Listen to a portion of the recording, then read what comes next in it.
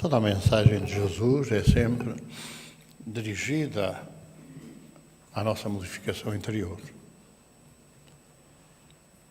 Tudo aquilo que vem referido nos 4 evangelhos, com certeza são aqueles que são mais próximos, porque no século II havia naquela região 44 evangelhos detectados. Alguns estão agora a aparecer como documentos apócrifos ou como documentos que apareceram na região do Mar Morto.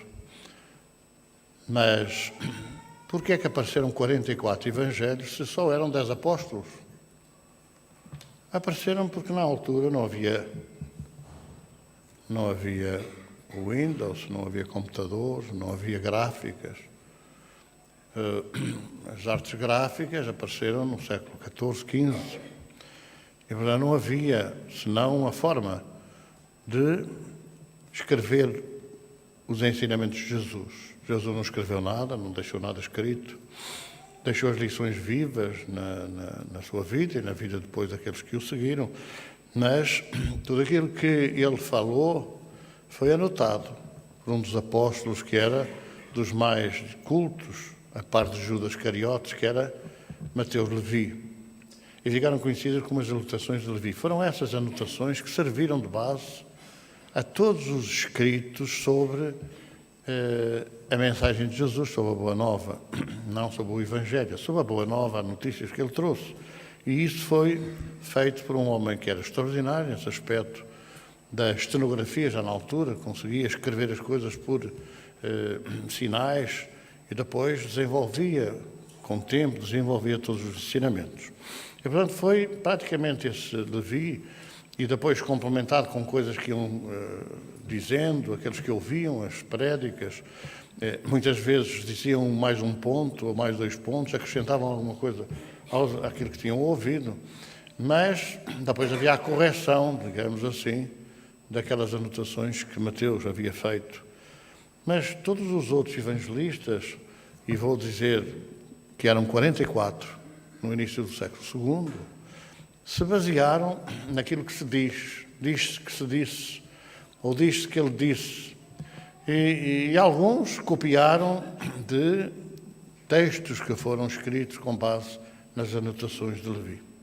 É claro que muita coisa foi depois modificada, foi alterada, até que alguns representantes das igrejas primitivas resolveram selecionar dos 44 aqueles que representavam mais verdade ou apresentavam mais verdade em relação aos ensinamentos de Jesus, e daí é que aparecem os 4 evangelhos de João, de Marcos, de Lucas e de Mateus. João e Mateus, que foram de facto apóstolos, e Marcos e Lucas, que não foram, mas foram acompanhantes de alguns apóstolos.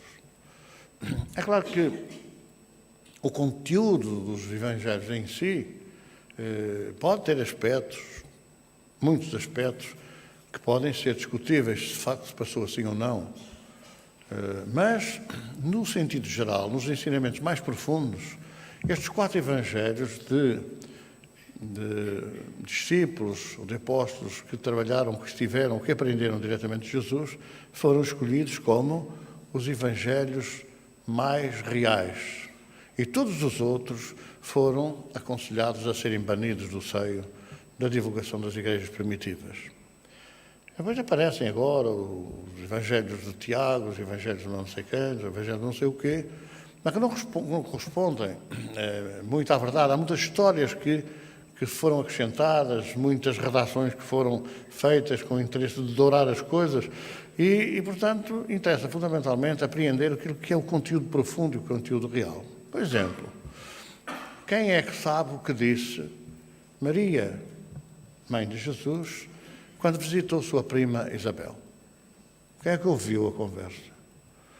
Não é de crer que Maria tivesse vindo contar ao povo que tinha dito que era a magnífica, que era a escolhida, que era a especial, que era não sei o quê. Não cabe na cabeça de ninguém pensar que isso era razoável ou era racional, porque Maria era tida como muito discreta, como muito simples, embora com uma aura de amor e de luz muito grande, que contagiava todas aquelas mulheres da sua época.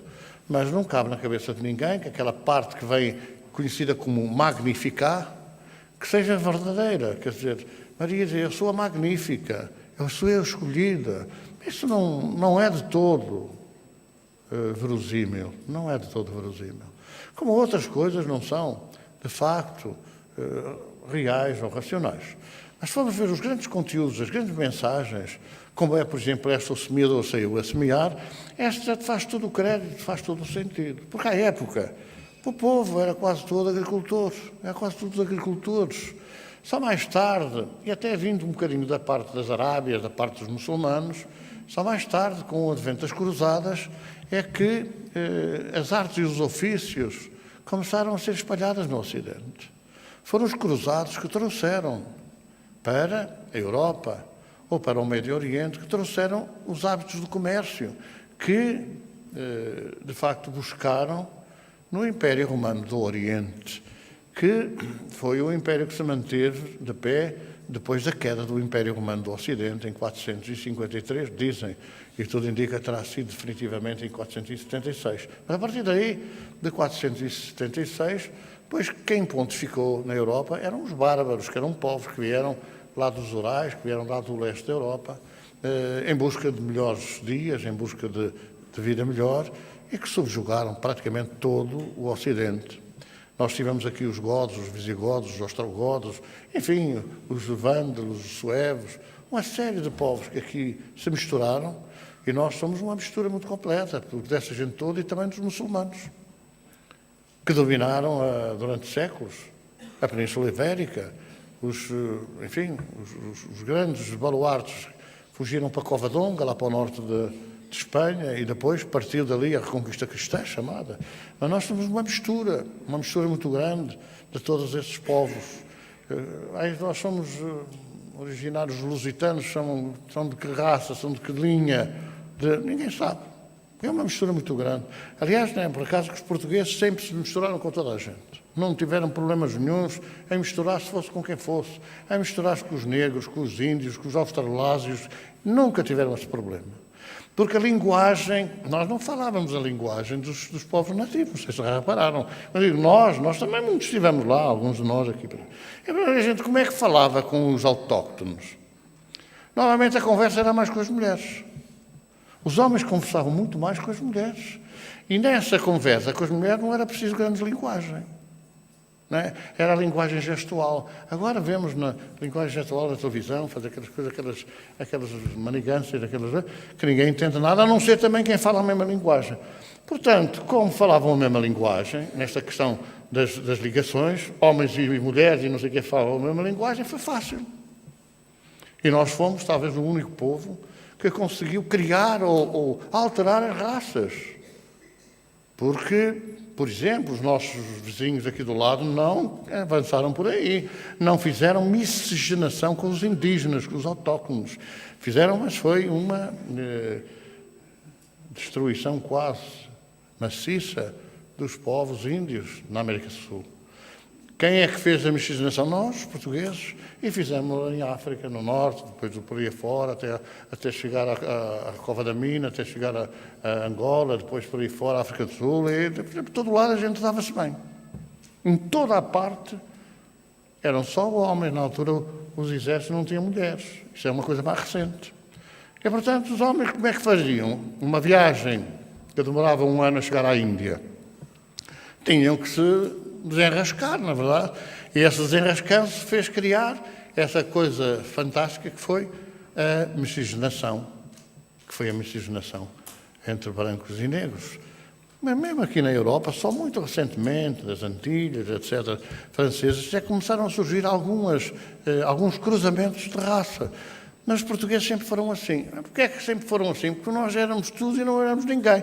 Nós resultamos de uma mistura de povos que invadiram por aí fora e vieram até aqui.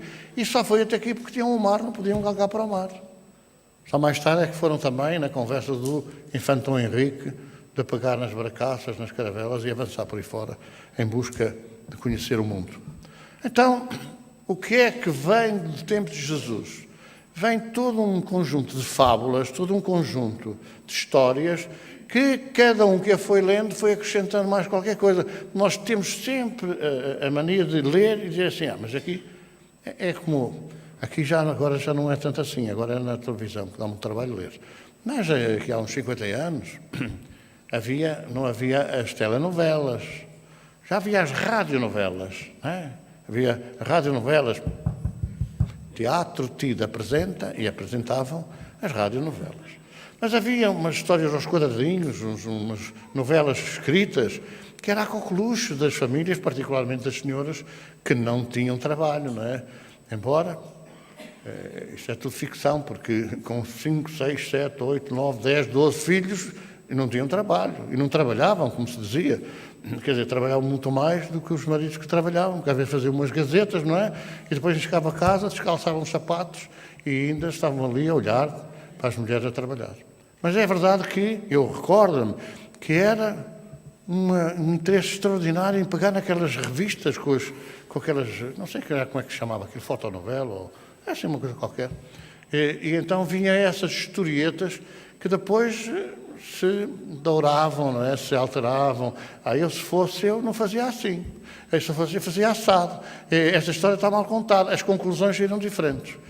Então, esta passagem do testemunho ou dos ensinamentos de Jesus, com certeza foi sujeita à mesma coisa. Sabes a última? O quê? O Cristo curou. O Cristo curou um leproso. E vai a outra a seguir. Então já sabes, já não ouviste falar o quê? Curou 10 leprosos. Não, curou 100. Está tudo curado. Quer dizer, todos estes boatos, toda esta transmissão das ideias, levavam sempre um cunho de multiplicação, de alteração, de ampliação. E por isso é que os religiosos, os dirigentes religiosos daquela época, resolveram parar com aquilo tudo assim. Não. Agora, os mais verdadeiros, os mais sinceros são estes 4. E a partir de agora tudo o resto é falso. Mas estes apóstolos que fizeram, ou estes discípulos, que não eram todos apóstolos, que escreveram os textos dos 4 evangelhos, não escreveram aquilo que hoje nós vemos aí em alguns 4 evangelhos que são distribuídos de uma forma a esmo, de uma forma geral. Não correspondem de todo. Eu já contei que aqui há alguns anos, quando fazia um estudo sobre factos, podíamos considerar espíritas na história, que fui consultar numa grande biblioteca, num dia, um determinado texto do livro do Deuteronômio. O Deuteronômio tem uma passagem no capítulo 18 que é: quando não é possível os cristãos, neste caso os católicos, confessarem-se, há aquilo que se chama a confissão coletiva. É uma grande realização. Eu presenciei isso em Fátima, que há muitos anos, que as pessoas chegaram, queriam comungar, mas não tinham feito a confissão auricular, não é? Então faziam a confissão coletiva. E o capítulo 18 do Deuteronômio é exatamente o capítulo de reflexão, em que, ao lerem-se o capítulo, as pessoas constatam se aquilo que lá vem prevaricaram ou não contra a lei. Naturalmente, por exemplo, pactuaste com magia, feitiçaria, outras artes adivinhatórias. É uma das reflexões que lá vem. E quando eu fui consultar o primeiro livro que eu requisitei na biblioteca, lá vinha: não pactuar com magia, feitiçaria, bruxaria e outras artes adivinhatórias. Curiosamente, eu fiquei assim, bolas, o que eu conheço é que também lá vem a palavra espiritismo. E no dia seguinte requisitei novo livro e quando vou a consultar o capítulo 18 do Deuteronômio, já lá estava espiritismo. Eu pensei, qual deles é que fala a verdade? E fui perguntar, então ontem eu requisitei um. Pois ontem o que o senhor requisitou é de 1824. E hoje o que o senhor tem aí é de 1924. De 100 em 100 anos os textos são revistos. De 100 em 100 anos os textos são revistos. Em 1824 não havia espiritismo. Ainda não tinha sido codificado o espiritismo. A palavra espiritismo não tinha aparecido, porque foi Allan Kardec, no Livro dos Espíritos, que deu notícia de que para coisas novas, para ideias novas, palavras novas, e então, em vez de espiritualismo, acrescentou, porque havia mais a reencarnação e mais a comunicação dos espíritos, então disse que não é espiritualismo, mas é espiritismo. Ora, em 1824 não havia. Portanto, não aparecia no texto, a não ser magia, feitiçaria, bruxaria e outras artes adivinhatórias. Em 1924 já havia espiritismo e espiritismo foi acrescentado no texto. Portanto, há aspectos que não constavam daquilo que os apóstolos, os evangelistas, colocaram no papel, naquilo que são chamados os evangelhos canónicos. Canónicos porque estão de acordo com os cânones da Igreja. Ora, a Igreja até 335, Concílio de Niceia, a Igreja até aí era a Igreja primitiva. Ninguém se atrevia a falar destes assuntos. Não era possível, e mesmo assim foi apanhado, não era possível que Pedro tivesse uma casa toda airosa, com cadeiras, com mesas, com coisas e tal, porque eram perseguidos os cristãos. É para dizer que Pedro exerceu algum cargo especial dentro da Igreja cristã, não exerceu. Não podia ter exercido. Ele era somente o mais velho. E a idade era, como se dizia lá na tropa antigamente, um posto. Então, quando Jesus disse, tu és Pedro, e sobre esta pedra que ficarei a minha igreja, não foi Pedro pedra. Foi, tu és Pedro, mas é sobre esta natureza que eu edificarei a minha igreja. O semeador saiu a semear. Não foi Pedro que saiu a semear. É uma imagem daquilo que era a agricultura da época. E é de hoje. Embora hoje haja umas maquinetas que metem lá as sementes, vai para ali fora e semeiam automaticamente, sem perda de sementes, naquela época era mesmo à mão. Não é? O milho, assim, que é o milho, quanto mais, melhor. Mas depois já determinadas sementes, que é uma aqui, outra ali, tal, com umas distâncias que a experiência ensinou a criar. Então, muito daquilo que Jesus falou, muitos dos ensinamentos que Jesus transmitiu, baseava-se naquilo que era a vida diária, que era a vida normal das pessoas, que eram agricultores. E os agricultores sabiam que, ao saírem a semear, se não tivessem cuidado, algumas sementes caíam no meio da estrada. A estrada daquela época não era alcatroada, com certeza. Algumas estradas foram depois construídas, as chamadas estradas romanas, temos aqui algumas, não é? Mas eram muito poucas, ligavam as principais cidades.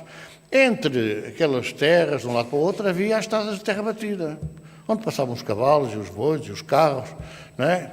E, portanto, era terra dura. Semente que caísse ali, não entrava na terra, secava ao sol. Fora daquele trilho por onde passavam as pessoas e os animais e faziam os transportes, havia terra menos dura. E então algumas sementes caíam nos buracos e germinavam. Mas, como não tinham suporte de humus, não tinham terra que fosse boa, também acabavam por secar, rebentavam as plantas, também secavam. Outras que iam no meio do matagal, aliás, a gente hoje sabe, é grama, não é? Aquelas ervas que comem tudo e mais alguma coisa, se for também no meio da grama, a grama acaba por comer, definham e desaparece.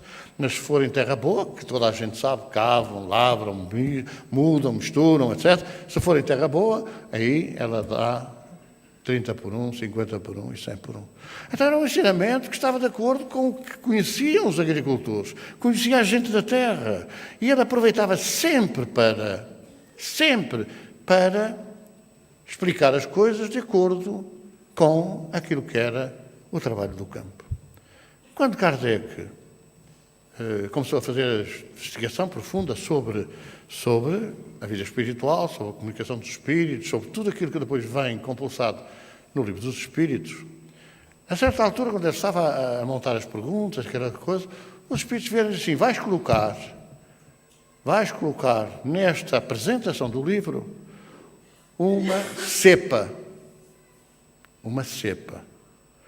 A cepa tem depois os seus rebentos, não é, com as folhas, e depois dá os bagos das uvas. É outra vez a cepa e a videira o exemplo daquilo que toda a gente constata. A cepa alimenta-se de quê? da seiva. Isto é, daquelas substâncias transformadas que a raiz absorve da terra. Se a terra for improdutiva, for dura, for seca, não absorve nada e seca. Mas se a terra estiver preparada, se houver, digamos assim, substâncias que a planta possa absorver, ela vai crescer, vai se multiplicar os seus ramos e tal, e vai dar flores e frutos. Então, eles explicam que quer a cepa porquê? Exatamente porque no meio da cepa, do tronco, circula a seiva. E depois, não é? O tronco que segura as ramificações que levam às folhas, as folhas que levam aos frutos. É assim a doutrina espírita. Deve ser assim a doutrina do Cristo. Porque a doutrina espírita é a doutrina dos espíritos. Há pessoas que confundem a doutrina espírita com o kardecismo. Não há kardecismo. E por isso é que ele fez questão de pôr um pseudónimo a assinar a obra. E fez questão de dizer que é a doutrina dos espíritos e deu-lhe o nome, espiritismo. Não foi kardecismo. Mas aí há uns espiritismos que são assim um bocado esquisitos, que andam com batas brancas, que não sei o que, e dançam, e pulam, e saltam. Isso são rituais espiritualistas ou espirituais, mas não estão baseados num código de conduta, num código de comportamento, num código de conhecimento, como está realmente explicado nesse código, ou nessa codificação do espiritismo, que os espíritos tiveram que vir pôr ordem, não é? Porque bruxaria já era que já sobrava, não é? As condenações, as fogueiras, essa coisa toda, era tempo de modificar tudo isso, porque Deus não é o Deus dos exércitos, não é o Deus da guerra, não é o Deus da destruição, não é o Deus dos poderosos, dos ricos, etc. Deus é o Deus de todos, porque todos somos suas criaturas, ricos, pobres, raparigados, miseráveis, todos somos criaturas de Deus, isto é, todos fomos criados por Deus. Agora, em espírito. Há uma confusão muito grande e claro, aparece aí agora. Deus como é que é? Branco. Bolas. Por que é que há de ser branco? O espírito não tem cor. O espírito não tem cor. Por que é branco? Porque nós o pintamos assim. E por isso, quando perguntaram a Einstein, Albert Einstein, se ele acreditava em Deus, já ele estava quase nos últimos tempos da sua vida, ele que era materialista, confesso, ele disse, não, eu não acredito no Deus que os homens fizeram, eu acredito no Deus que fez os homens, que é a realidade. Nós fomos criados por Deus, espírito à sua imagem e semelhança, enquanto espíritos, e portanto fomos criados por Ele. E não temos que andar agora aí a pintar figuras, a pintar isto para aquilo. É curioso que há tempos a falar com os irmãos sobre Nossa Senhora da Aparecida. A Nossa Senhora da Aparecida é negra, vocês sabem. Assim mais ou menos negra, mas negra. A Nossa Senhora da Aparecida, eu dizia assim, sabem quem é a Nossa Senhora da Aparecida? É Nossa Senhora... Não. A Nossa Senhora da Aparecida é a Nossa Senhora da Conceição. O quê? Foi uma imagem que caiu no rio onde esteve, sei lá, centenas de anos, talvez, dezenas de centenas de anos, que escureceu com a água. Mas é Nossa Senhora da Conceição. Ora, quem é a Nossa Senhora de Fátima, ou quem é a Nossa Senhora da Lapa, ou quem é a Nossa Senhora daqui da Clá? Então há tantas senhoras, são todas diferentes. Quer dizer, consoante o país é outra Nossa Senhora. Se é Nossa Senhora, é Mãe de Jesus. Se é Mãe de Jesus, é uma. Agora, como é que ela é? Tem olhos azuis, tem olhos verdes, tem olhos cinzentos, olhos de cor de amêndoa, como é que tem? Cada um pinta da forma que acha. E o mal é que a maior parte das vezes nós adoramos as imagens e não respeitamos e não nos dirigimos ao Espírito, que é Maria, Mãe de Jesus, que nem é de Nazaré. Ela viveu uma vida, reencarnou em Nazaré. Mas, na época, as Marias eram todas de algum lado. Maria de Magdala, Maria de não sei onde, Maria mais de não sei quê, Maria de Nazaré. Davam às mulheres que não tinham qualquer valor o nome das terras onde elas tinham nascido. Ora, é necessário que a gente entenda estas coisas. Mas é grave. Dizia que a Nossa Senhora da Aparecida, Nossa Senhora de Fátima, Nossa Senhora da Lapa, Nossa Senhora daqui, Nossa Senhora da lá. Não é grave, não tem nada de nenhuma gravidade. O que nós temos que interiorizar é que se há a Mãe de Jesus, é a Mãe de Jesus. Até aparece em vários lados e dão-lhe o nome das terras onde ela aparece. Conta-se que quando os muçulmanos invadiram a Europa pela Península Ibérica, não passaram dos Pirineus, que todos os cristãos tiveram que fugir. Bom, isso é uma malandragem por obrigar os cristãos a fugir. Mas os cristãos já tinham obrigado a fugir os muçulmanos lá do outro lado onde estiveram. Quando os judeus chegaram à terra de Canaã, à terra prometida, à terra, não é?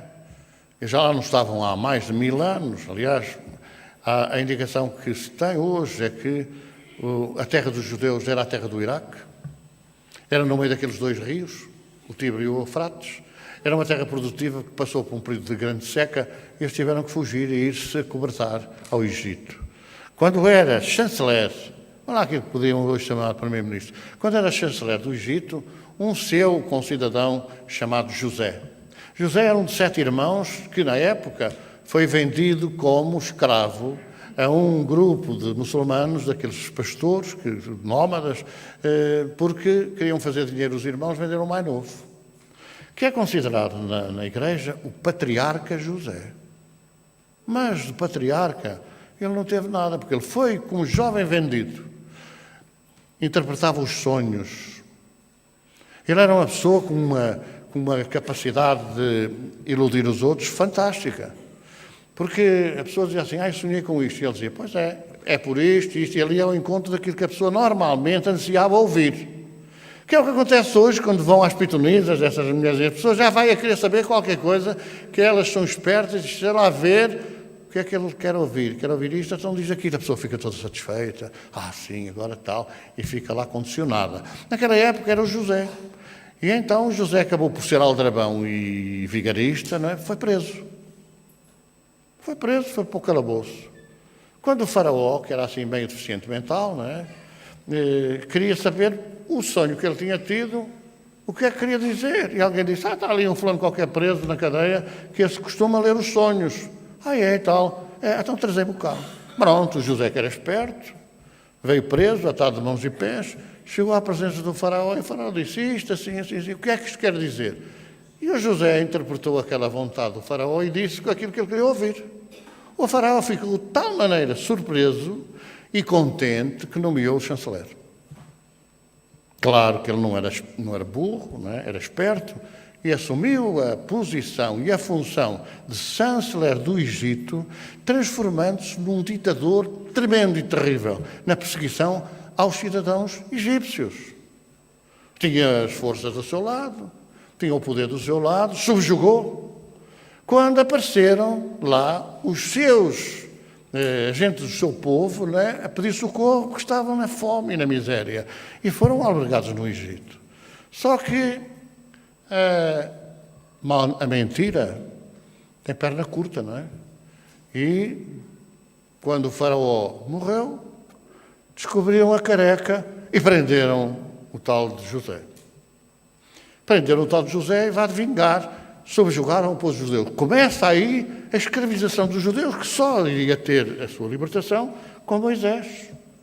Toda a história que toda a gente conhece, que a filha é a irmã do faraó que adotou e que depois transformou quase no herdeiro faraó e depois aquele apelo, digamos assim, do mundo espiritual à libertação do seu povo. Ora, estas questões têm raízes muito profundas. Subjugaram, foram subjugados. É a lei. Seja para quem for. Não há protecionismos. Quando os judeus estavam a ser derrotados pelos filisteus, o tal de Saul, que foi um dos sucessores de Samuel, diz assim, não senhora, ninguém profetiza, ninguém consulta médiuns, nem pitonisas, nem bruxas, nem coisa nenhuma. É proibido. Mas quando lhe bateu à porta, e é assim que as coisas acontecem, não é? Há muito boa gente que deplora essa gente que sabe coisas do mundo espiritual, mas quando precisa, lá vai longe, que é para ninguém saber. E aí o Saul diz assim, não, eu tenho que saber porque é que estamos a perder a guerra. E disfarçou-se, um homem maltrapilho por aí fora, e foi a Endor, uma cidade importante, consultar uma mulher que tinha o espírito de Pitom, quer dizer, tinha o espírito de adivinhação. E lá foi, entrou ao pé da mulher, e disse: eu quero consultar Samuel. E ela disse: não posso. O nosso rei Saul proibiu. E, portanto, eu não posso chamar um espírito que isso é pecado, isso é erro. E então posso ser preso, eu não aceito. E ele então descobriu a careca e disse: eu sou Saul e te ordeno, faz descer Samuel. É claro que isto é interpretado hoje pelos religiosos, sejam de testemunhas de Jeová, sejam os cristãos de uma forma geral, como uma exceção. Jesus curava e tal, mas é exceção. Embora ele tenha dito todos podeis fazer o mesmo. Ele, Jesus.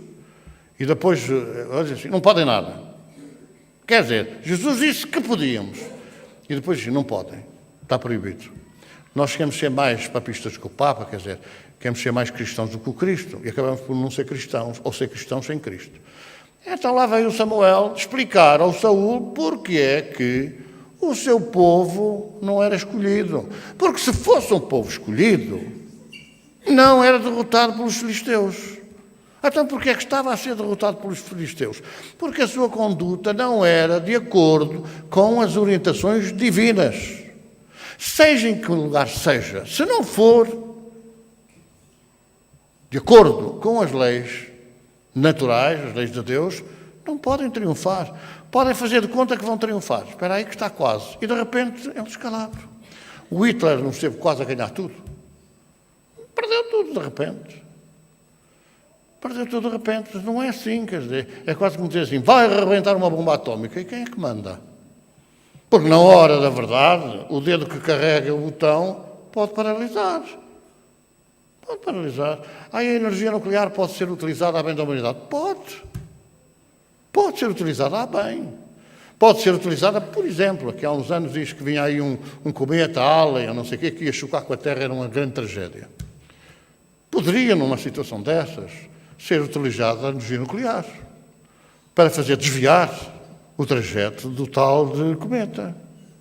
Há um grande tsunami, ou há um grande tufão, ou há uma coisa daquelas terríveis que fazem redemoinho, podia ser utilizado, fazer explodir no centro desse tornado. Podia explodir, não é uma bomba para destruir, enfim, quer dizer, São Paulo com 30 milhões de pessoas. Não, mas pode ser uma coisa graduada para fazer desviar o centro do tornado e salvar. Mas não é aí que as pessoas estão a trabalhar para isso. Não é nesse sentido que os cientistas estão a trabalhar. É nos voos mais altos, os prémios Nobéis, é o registro digamos assim, de autoria das invenções para receberem dinheiro, para se projetarem financeira e economicamente. Porque nós estamos aqui a olhar mais para a Terra, e durante uma hora, que é o que vão ter que me ouvir, não é? Então a gente pensa nas coisas do Espírito. E mesmo assim, já há quem esteja a dizer polas, olhar para o relógio, nunca mais são 9h30 para ele se calar. Mas eu só me vou calar às 10:20.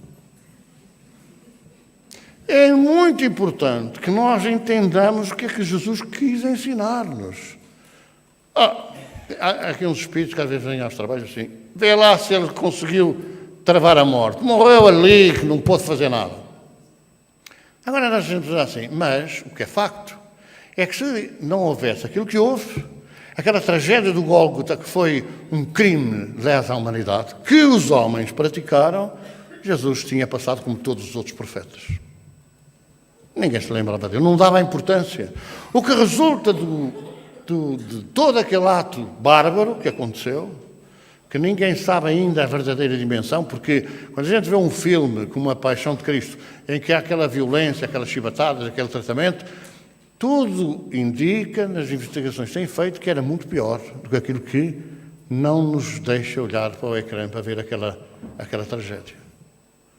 Porque era muito pior o tratamento aos presos, aos prisioneiros naquela época. Então é preciso a gente entender qual é a mensagem que resulta da festa da primavera. A Páscoa é antiquíssima, como já temos dito. Não foi com Jesus que começou a Páscoa. A Páscoa, desde Abraão, era o sacrifício do Cordeiro. Depois foi transformado. Quando é que foi transformado? Foi transformado muito mais tarde. Passou a deixar de ser o Cordeiro do rebanho para passar a ser o Cordeiro de Deus. O Cordeiro mais gordo do rebanho de Deus. E por isso é que hoje, nas cerimónias, diz, Cordeiro de Deus, tirais o pecado do mundo. E depois há uma outra coisa muito curiosa que eu tenho ouvido até, ainda não há muito tempo a ouvir. Ele veio para nos remir de todos os pecados. Chega tudo à frente, façam o pior que se já está tudo pago. Isto cabe na nossa cabeça de pessoas ainda tão atrasadas, que ele pagou tudo. Quer dizer, isto é justificação para nós fazermos tudo o que queremos e mais alguma coisa. Porque já está tudo pago. Como se isso tivesse algum cabimento, alguma relacionalidade. E ele falou, ninguém entrará no reino dos céus sem pagar até o último centavo. Então enganou-nos. Porque se ele pagou tudo, está tudo pago. Não temos de pagar mais nada. Então são análises que têm em vista só fazer-nos temidos. Temidos pelos outros têm medo de ir para o inferno. Têm medo de ir para o purgatório. Porque dificilmente, sem ser com umas cunhas fortes, irá para o céu. Aliás, há aí quem tem a teoria de que já está tudo ocupado, já não há cadeiras vagas. No céu já não há cadeiras vagas, porque dizem alguns que leram na Bíblia que só há 144 mil vagas. Ora, quer dizer, são 7, quase 8 mil milhões de pessoas na Terra. Também não sei como é que se conta isso, mas dizem. 7 mil milhões já passamos. Então como é que vai ser? Vai andar tudo à batatada, tudo uns com os outros para ocupar as cadeiras. Porque são análises estreitas que têm a ver com as coisas da terra. O que representa a Páscoa. Para nós, agora não sei, mas aqui há uns 30 anos, recordo-me disso, era a semana, ou melhor, era a quarentena do roxo. Todas as imagens dos templos eram cobertas de pano roxo. 40 dias que os muçulmanos também têm. Os muçulmanos têm o Ramadão. Já que falamos nisso. E nós temos Quaresma. Quaresma quer dizer 40 dias. Que diz-se que terá sido Jesus que inaugurou essa conversa quando foi para o deserto 40 dias para jejuar. Ora, já que conste, Jesus não precisava de emagrecer. Agora não tinha que fazer jejum e abstinência de coisa nenhuma. A vida dele, a alimentação que ele seguia, era uma alimentação natural. Segundo rezam os textos, desde criança. Frutos secos, etc. O jejum tem a ver, não é com a matéria, não é com a comida, é com o pensamento, é com o sentimento, é com a nossa ação, com as nossas atitudes. Isso é que é o jejum. Evidentemente que, se querem que lhes diga, deveria ser um período em que eu não devo fazer isto e não faço, eu não devo fazer aquilo e não faço, eu não devo pensar aquilo e não penso, eu não devo comer isto porque, e não como. Isso é que era o domínio da vontade. É o domínio da vontade. Não adianta nada, que ainda me recorda, não é? Não se podia comer carne, depois não se podia... À sexta-feira, recorda-me, que só se podia comer caldo verde e sardinha. Bom, na altura já não era sardinha só de barrica, não é? Porque os povos comiam sardinha de barrica. A sardinha de barrica era aquela sardinha que pescavam no fim do verão e que depois não saíam ao mar, porque no inverno não podiam sair ao mar, então guardavam a sardinha a mais nas barricas com sal. Barricas que eram aquelas coisas que parecem as coisas do vinho, não é? As pipas do vinho. E então punham ali a camadinha e tal. E era salgado, depois era uma maravilha, quero que eu lhes diga, porque aquilo vinha aquela sardinha amarela e tal, passava-se na água um dia ou dois, que era para tirar o sal, assada na chapa do fogão, era uma maravilha. Agora não dá, porque a fogão a gás já não dá, o elétrico estraga o fogão. Mas era mesmo saboroso. Parece que ainda há aí um outro sítio que tem essa sardinha de barrica. Que no tempo da guerra, às vezes, era uma sardinha dessas para 3 pessoas na casa. Para 3 pessoas na casa. E faz muito mal, que é muito salgada. Pois é, mas há falta de melhor. Também é por isso que, nessa altura, a esperança de vida nas mulheres era 60 anos e nos homens era 50. Agora estamos mal, porque acho que a esperança de vida das mulheres, vejam só os homens, não é? Vai para os 100 anos. Mas graças a Deus que para os homens é só 90 ou 89, que as mulheres já não têm que aturar tanto, não é? O que é uma vantagem, convenhamos. Então é necessário perceber que a Páscoa era uma festa da vida. Claro, a Páscoa passa a ser igual em toda a parte. Mas a Páscoa celebrava-se uma semana. Também os casamentos também é uma semana, não é? Mas celebrava-se uma semana exatamente no período em que a natureza revivescia, floria. Quando as plantas rebentavam e surgiam as flores. E aí era a festa da vida. A festa da vida, a festa da criação. E durante 8 dias, que começava, vejam só a analogia, no domingo anterior, que depois ficou com a bênção dos ramos, não é? É curioso que eu também acreditava que os ramos, no dia de travoada, queimava-se um bocadinho de ramo e a travoada passava. E às vezes passava porque tinha que passar. Mas, estás a ver? Aquele crime, não sei o quê, e tal, e a oliveira queimada, até a travoada se afastava. O pior eram os raios, que esses é que são os mais perigosos, não é? Então é necessário perceber que aquela era uma semana da vida. E hoje é a semana da morte. É a semana da morte. Então, Jesus está morto. Porque é assim que há séculos ele é lembrado. Mais duramente do que no Natal. No Natal, a festa do nascimento, a festa da maternidade. Porque o Natal é a festa da natalidade, do nascimento, portanto, da mãe, da maternidade, da ação de ter filhos, de ser mãe. E é mais quase levada a sério a Páscoa da morte do que o Natal da vida. Ai, isso é uma blasfémia. Estava a dizer que não se deve celebrar a morte de Jesus. Não, porque Jesus é vida. Enquanto nós consideramos Jesus morto, continuamos a ser uma vida como estamos a ter até agora. E depois, eu lembro-me, muita gente já não canta assim, quer dizer. Lembram quando era pequenito, no domingo, começavam a estrajar os foguetes, não é? Da visita pascal. Pum, pum, pum, pum, pum, pum, pum, pum. E nós vínhamos todos para o quintal a olhar os foguetes. Aleluia, aleluia, filho da Virgem Maria. Agora já não se diz isso, não é? E está mais uma a fogotar. Aleluia, aleluia, filho da Virgem Maria.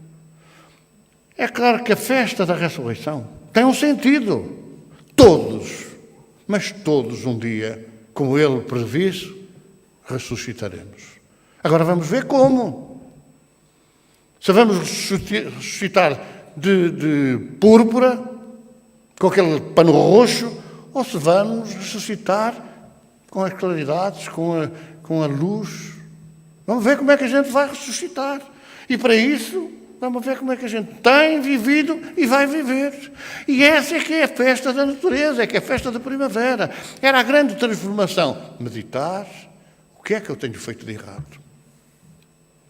O que é que eu tenho feito de errado? O que é que eu tenho que corrigir? Agora, quantos de nós, nestes 40 dias que estão quase passados, fizemos essa reflexão? Quantos fizemos?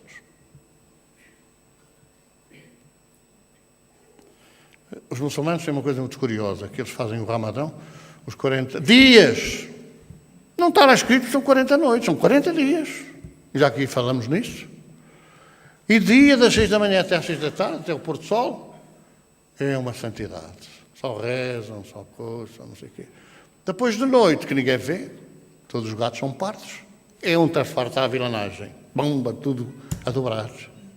Mas esse é o nosso princípio. Não é deles só, também é o nosso. E recorda-me que então na sexta-feira ela era caldo verde e sardinhas até à meia-noite. E lembra-me, na minha casa, quando se fazia esse jejum e abstinência, não é? Chegava à meia-noite, estava tudo ali à espera. Não é? À meia-noite, vamos comer aqui uns bifes e uns frangos fritos e mais não sei o que e tal. Também é o que fazem os muçulmanos depois do pôr do sol. Comem. Antes não comem, não bebem, não fumam, não etc. Não fazem amor, não fazem nada. Depois daquela hora é dobrar. Porque ninguém consegue aguentar tanto tempo, está tudo a pensar. Nunca mais chega a hora de comer um bife. Nunca mais chega a hora de não sei o quê. Nunca mais chega a hora de não sei quanto. Depois vai tudo a dobrar. Que valor tem esta situação? Ou esta prática, melhor dizendo? Que valor? Mas Deus não mandou nada. Jesus não disse nada. O que Jesus disse foi assim: agora não voltes a fazer. Essa foi a grande lição que ele deixou. Eu vou preparar-vos um lugar. Bolas! Tristeza! Porquê é que a gente não vive essa realidade? O mundo espiritual é o verdadeiro. A vida continua do outro lado. Não em corpo, não em matéria. Mas vai continuar em espírito, que somos eternos. Por que não viver esta realidade? Por que não cantar hossanas essa lição que a gente recebeu? E ficar tudo aí humildes só uma vez por ano. Não é? Arrependidos só uma vez por ano. Aliás, diz lá os coisas, não é? Comungar, pelo menos, na Páscoa da Ressurreição. Está lá. Ainda aprendi assim. Confessar-se uma vez cada ano. Comungar a Páscoa da Ressurreição. Vai não sei o que e tal. São coisas que são na cabeça. Já passou a meia-noite, já posso fazer tudo outra vez. E agora muito mais fácil, não é? Porque na nossa juventude a gente tinha que estar desde a hora que confessava o padre, não é? Às 5 da tarde, às 4 da tarde. Quem se confessasse mais tarde tinha algumas vantagens, não é? E então, não se podia pecar até o dia seguinte à comunhão, não se podia comer carne até o dia seguinte, não se podia não sei o quê, não se podia não sei o quê. Agora é só uma hora antes, já não sei se ainda é uma hora antes, agora já se pode ser mesmo na hora. Também não pergunta a ninguém se é assim ou se é assado, não vale a pena. Mas não sei, porque quanto mais fácil, melhor. Quanto mais facilidades, melhor. Quanto menos sacrifício, melhor.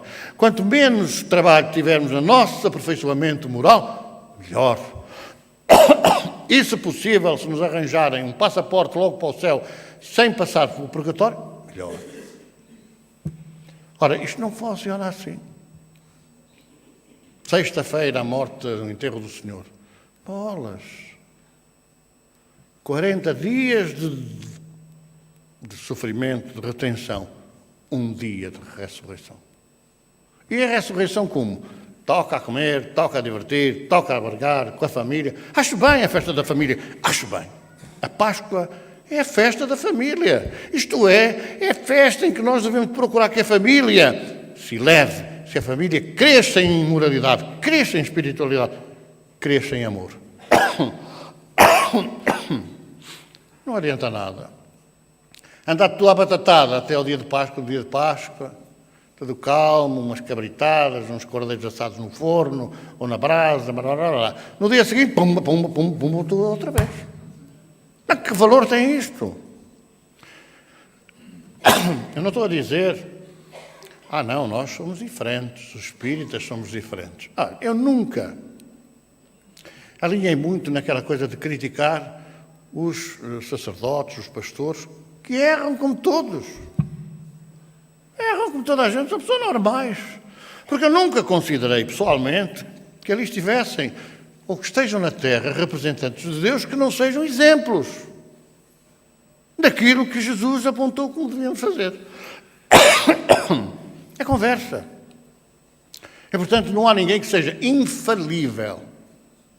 Na Terra, todos somos falíveis. Todos podemos falhar. Todos. Mas os espíritas não. Temos uma responsabilidade agravada. Porquê? Porque nós conhecemos as coisas. Nós conhecemos as normas, conhecemos a lei. E embora possamos não conseguir ainda fazer aquilo que devemos fazer, somos seres como todos os outros, podemos errar. Eu não dizer assim, eu não falho, eu sou infalível.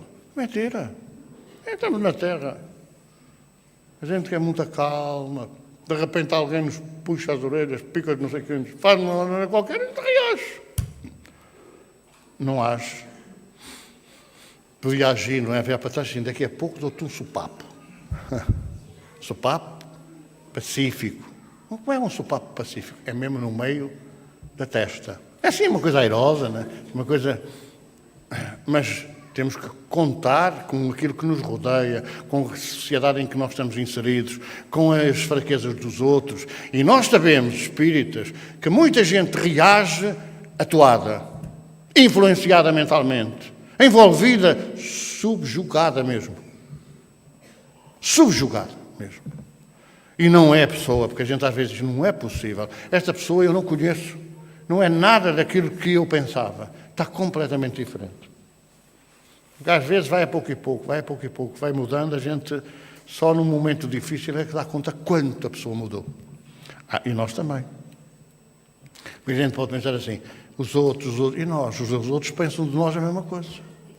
Então é necessário, neste período de reflexão, porque o Quaresma é um tempo de reflexão, não é? São 40 dias, é melhor ir para a cama cedo, não é? Para não termos que fazer de noite aquilo que pretendíamos fazer crer que também fazíamos nós o que fazíamos de dia. Não, a gente tem que começar a pôr na nossa cabeça o que é que eu tenho que fazer para ser melhor. Jesus apontou o caminho, que não é fácil. Não voltes a fazer. Não voltes a pecar.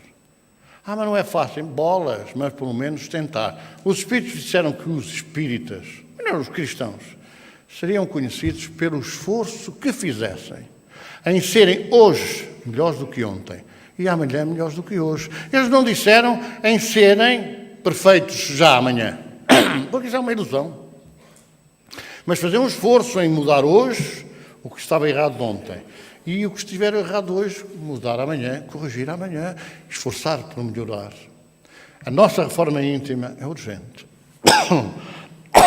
E, portanto, é esse trabalho de Quaresma, é o trabalho de reflexão. Quando é que a humanidade viverá essa situação? Quando? Enquanto nós, individualmente, não fizermos, é escusado pensar que os outros vão fazer. Não adianta. Então somos nós, que estamos hoje aqui a refletir sobre este tema, que temos que começar. Nós temos que começar por nós mesmos, a mudar. Não é depois da meia-noite, é agora já. Mudar a nossa mentalidade, mudar as coisas, as teias de aranha que a gente traz na cabeça, mudar aquilo que às vezes a gente está aqui a ouvir uma coisa e está a pensar, e eu quando chegar a casa eu acerto o passo.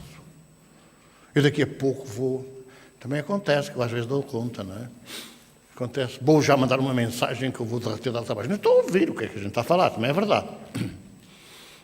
E também é verdade que há aqui uma outra pessoa, não é toda a gente, que até joga aí o póquer e joga as coisas aí, né, no Facebook, joga aí.